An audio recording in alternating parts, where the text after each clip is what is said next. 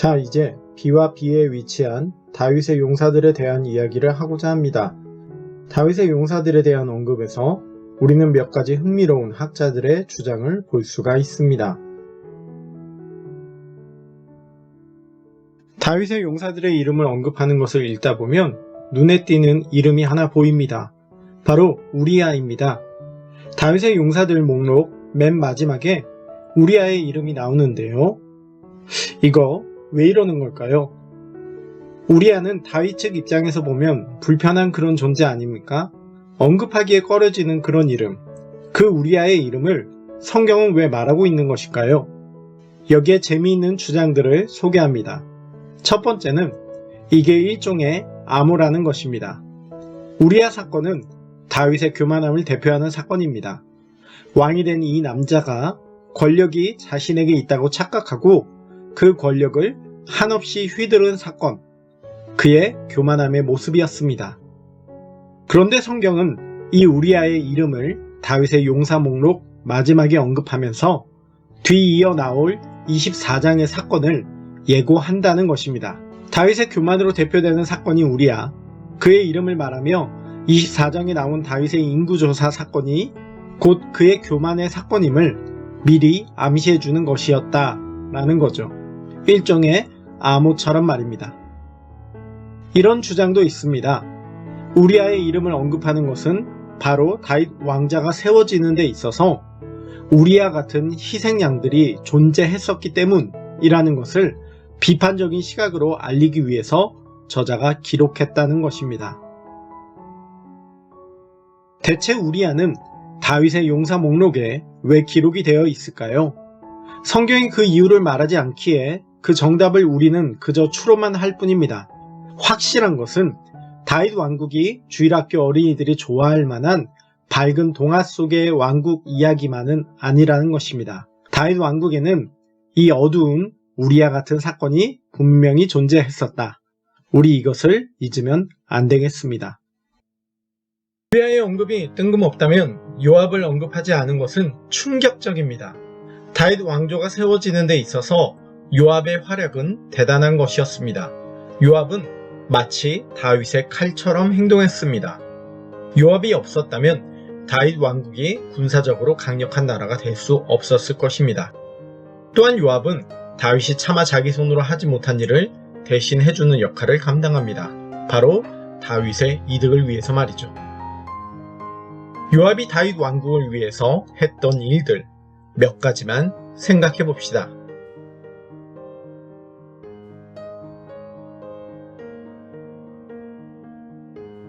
그런 요압이 다윗의 용사 목록에서 제외됩니다. 이는 마치 서유기에서 삼장법사 옆에 손오공을 빼놓는 것과 같습니다. 아니면 삼국지에서 유비 옆에 관우를 빼놓는 것과 같은 모습입니다. 어떻게 요압을 빼놓고 다윗의 용사들에 대해 이야기할 수 있을까요? 만약에 다윗의 용사 목록에 우리아가 언급되지 않았었다면 그건 이해할 수 있습니다. 왜냐하면 불편하니까요. 우리아의 이름이 언급이 되는 것 자체가 다윗에게는 불편한 존재니까요. 그런데 우리아의 이름은 언급이 되는데 요압은 언급이 되지 않았다는 것은 참 이해하기가 힘듭니다. 왜 요압은 빠졌을까요? 앞선 몇 번의 강의를 들으신 분들은 다 아시겠지만 요압은 다윗의 칼 역할을 했지만 다윗의 골칫거리이기도 했습니다. 어쩌면 성경 저자는 이 사실을 알고 있기에 다윗의 충성스러운 신하 목록에 요압이 어울리지 않는다고 생각하여 그를 뺐는지도 모르겠습니다.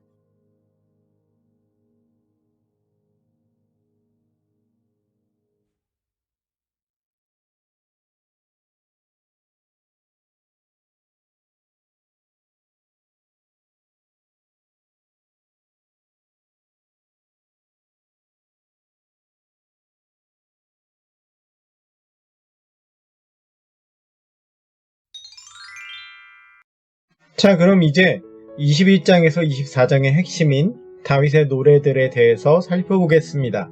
구절을 통해서 우리는 성경 저자가 21장에서 24장을 통해 가장 하고 싶은 메시지가 바로 다윗의 노래 부분이라는 것을 보게 됩니다. 그렇다면 다윗의 노래에는 어떤 메시지가 숨어 있을까요?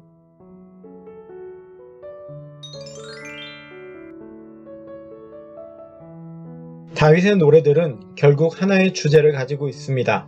왕으로서는 안 된다는 것입니다. 여호와가 없으면 아무 소용이 없다는 것입니다. 이스라엘 백성들은 왕만 있으면 자신들에게 황금빛 미래가 펼쳐질 것처럼 생각을 했습니다. 그러나 다윗의 노래는 말합니다. 왕권이 들어온다고 해서 특별히 달라지지 않는다는 것입니다. 우리가 진정 의지할 대상은 왕이 아니라 여호와시라는 것입니다. 왕이 없어서 뭐가 안 되는 게 아니라 여호와가 없을 때 뭐가 안 된다는 겁니다. 왕권이 들어온다고 특별히 달라지지 않는다. 왜냐하면 진정한 왕은 여호와이시기에. 그런 면에서 사무엘서는 사사기서와 상당히 비슷합니다. 사사기서는 말하지요. 진정한 사사는 여호와시라고요. 동일합니다. 사무엘서도 말합니다.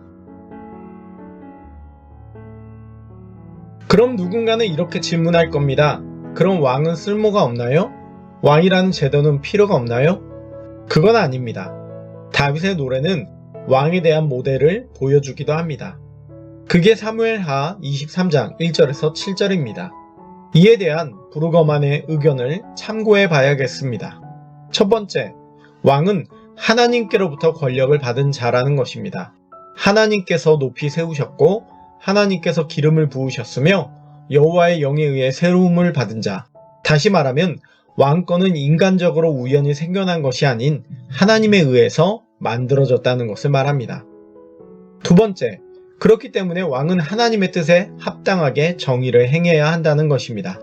그리고 그러한 자에게는 아침 빛 같고 구름 없는 아침 같은 땅에서 돋는 새풀 같은 생명의 힘이 있는 자가 된다는 것이죠. 마지막 세 번째로 이러한 왕권은 결국 하나님께서 영원한 언약을 세우신 그 신실하심으로만 가능하다는 것입니다. 다윗의 집안은 하나님의 언약이 있었기에 가능하다는 것이죠. 결국 우리 이렇게 정리해 볼 수가 있습니다. 왕은 하나님께로부터 권력을 받은 자이며 그 권력을 하나님의 뜻에 합당하게 행해져야 하고 그 결과는 생명이 생겨나는 모습이 된다. 그리고 여전히 왕권은 하나님의 신실함심으로만 유지가 된다.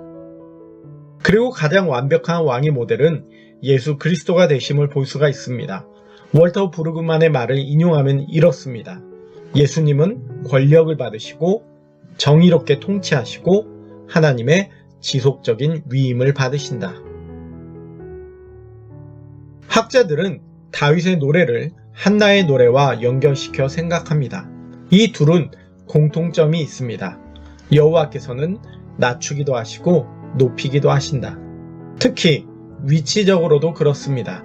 한나의 노래는 사무엘서의 시작 부분에 나오며 다윗의 노래는 사무엘서의 끝부분에 나옵니다. 같은 주제를 가지고 말이죠.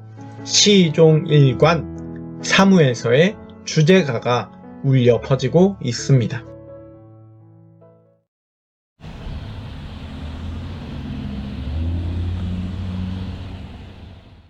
첫 번째, 사무엘서는 역전에 관한 책이다.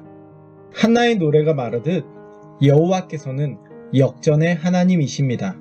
낮은 곳에서 높은 곳으로 하나님께서는 이끌어 가십니다. 반면 높은 곳에서 낮은 곳으로도 하나님께서는 이끌어 가시는 거죠. 그렇다면 우리에게 주어지는 숙제는 명확합니다.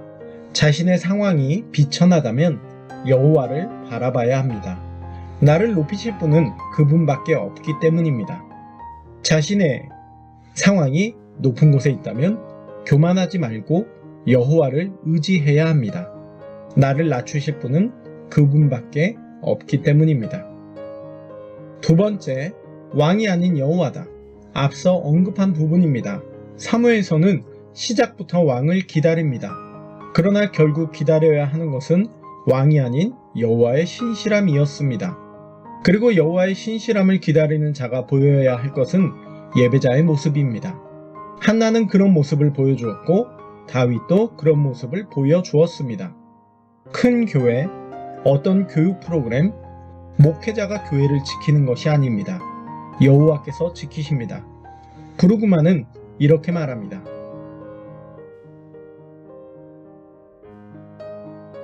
세 번째, 다윗의 다윗된 것은 다 하나님의 은혜라. 다윗하면 우리에게는 신앙의 위대한 사람으로 인식이 되어 있습니다. 그러나 사무엘서는 다윗이 실망스러움이 많은 사람임을 보여줍니다. 그는 결코 바른 생활 사나이가 아니었습니다. 그런 모습을 사무엘서는 가감없이 보여줍니다. 왜 그럴까요? 바로 다윗이 다윗된 것에는 하나님의 은혜가 있었음을 알려주는 것입니다. 마치 창세기의 족장들 이야기처럼 말이죠. 그들의 잘남이 아닌 하나님의 은혜로 그렇게 되었다는 것입니다. 사무엘서는 우리에게 다윗의 삶을 말해주면서 우리에게 도전할 것을 말해줍니다. 하나님께서 우리의 삶을 인도해 가신다. 그렇기에 우리도 은혜 받을 수 있다는 것입니다. 이렇게 사무엘서 마무리를 짓습니다. 이제 다음 건으로 만나도록 합니다. 또한 조만간 사무엘서 라이브 토크를 진행해 보려고 합니다. 여러분 많이 참여해 주십시오. 구독과 좋아요 부탁드립니다. 감사합니다.